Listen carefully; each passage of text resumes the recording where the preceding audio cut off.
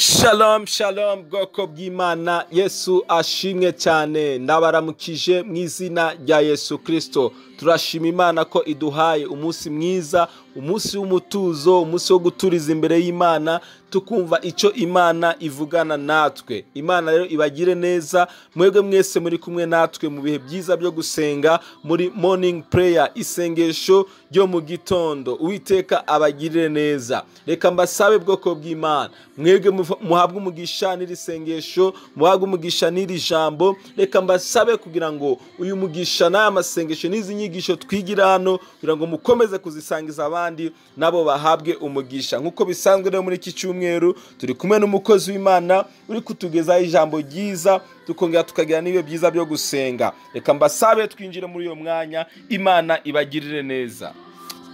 Amen. Gitondo cyiza wowe uri kumwe natwe muri amasengesho yo mu gitondo. Imana iguha umugisha, ikugirire neza. Nanone turi muri kumwe na Salvatore, duhawe umugisha kandi tugiriwe neza n'Umwuka Wera. Turi kuvuga ku ijambo rivuga ngo uko Umwuka Wera dufasha mu gihe cy'intege nke, mu gihe tugize intege nke. Iki cyumweru turiko turuzura imbaraga zitugwanira cyangwa ubutware n'ububasha bw'Umwuka Wera mu izina rya Yesu Nazareti. Rero Imana ibaha umugisha. Reka dusome ijambo ry'Imana uyu munsi turi busengeremo. Aho uri hose ndizera kuri kuragira ibihe byiza. Reka uyu munsi urusheho kugenda n'Umwuka w'Imana mu izina rya Yesu. Dusome muri Samuel wa mbere ibice bya 19 murongo wa 23. Biravuga ngo nuko aja i Nayoti i Rama, maze Umwuka w'Imana amuzaho nawe agenda ahanura kugeza aho yagereye i Nayoti i Rama. Amen, haleluya. Hano Bibiliya itubwira neza ni cya gihe Sawuli yari karahiga Dawidi, ariko Dawidi yarahungiye i Nayoti i Rama, aho Samuel yasengeraga. Aho niho yari yarahungiye.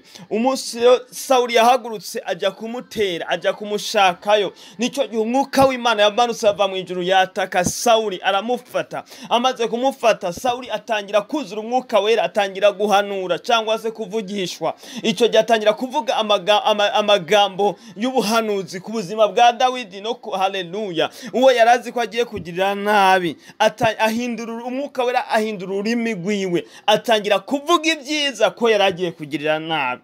Isengesho ryanje uyu munsi, bura ururimi rwose rwaturi bibi ku buzima bwawe, Umwuka Wera rumanukire aruhindure ruvuga ibyiza mu izina rya Yesu. Ururimi rwose ruvuga imivumo ku buzima bwawe, Imana iruhindure iyo mivumo, Imana ihindura umugisha mu izina rya Yesu. Ndagusengera kugira ngo Umwuka Wera amanukire ubuzima bwawe, kugira ngo yibasire abahagurukiye ubuzima bwawe. Bashobora kuba arabahagurutse gutongera ubuzima bwawe kugira ngo udatera imbere, kugira ngo udakiranuka, kugira ngo udakizwa, kugira ngo utsindwe, ariko Umwuka Wera abafate mpiri mu izina rya Yesu. Batangire kugenda batura amagambo cyangwa amajambo y'ubuhanuzi, y'ubuvugishwa ku buzima bwawe. Babandi bavuga ngo uragapfa, Umwuka Wera bihinduke ngo urakabaho mu izina rya Yesu. Abavuga ngo utsindwe, Imana ibihindure ivuge ngo utsinde, kubera ko tubonye ko Umwuka Wera ajya bikora. Reka Umwuka Wera amanukire agote ubuzima bwawe, amanukire agote aho ukorera akazi, amanukire agote umuryango wawe. Amagambo y'agahinda n'umuvumo birimo iki cyumweru bisoke bikugwa mu izina rya Yesu Nazareti. Amaraso Yesu agutwikire kubera ko wamenye Kristo. Iyo wamenye Kristo, Umwuka Wera azaguha imbaraga zigatuma ururimi rwa rugiye kukuvuma. Nko kwa kundi kwa ya nkuru waragiye kuvuma Abisirayeli, yavuze ngo icama nkazapfa nkabo n'abanyamugisha, bazaba haleluya bafite iherezo ryiza. Haleluya. So Imana iribaha umugisha kandi Imana ibagirire neza mu byo murimo. Imana ibahe guhaha muronka, Imana ibahe imbaraga nyinshi, kandi Imana ibahe Umwuka Wera wo guhangana n'abanzi banyu mu byo mukora, mu byo muvuga byose mu izina rya Yesu Kristo w'i Nazareti. Reka dusenge Imana mu izina rya Yesu. Mana turagushimira, turaguha icoro kubwo imbaraga zo mu ijuru. Bibiliya tuvuga ngo niko Umwuka Wera dufasha mu ntege nke zacu. Igihe tugize intege nke mu rushako, igihe tugize intege nke muri fiançailles, igihe tugize intege nke mu kazi, igihe tugize intege nke mu nsengero, igihe tugize intege nke duhuye n'ibiduhiga byinshi bitunaniza icyo gihe niko Umwuka Wera adusengera kandi adushoboza.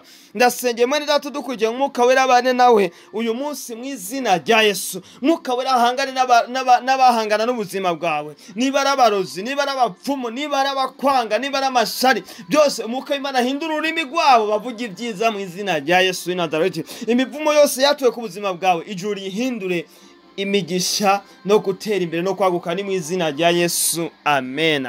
Imana ibaha umugisha, mugire umunsi w'umugisha, mugendane n'umwuka wera, abagote abashe kubatsindishiriza kandi muhaye muronke, mukomeze kugira umutima wo kuyoborwa n'umwuka wera, kuko abayoborwa n'umwuka wera nibo bana b'Imana. Mukomeze gushimisha Imana naho mugeze hose, ijuru rikomeze kubishimira no kubagwanira mu izina rya Yesu, amen.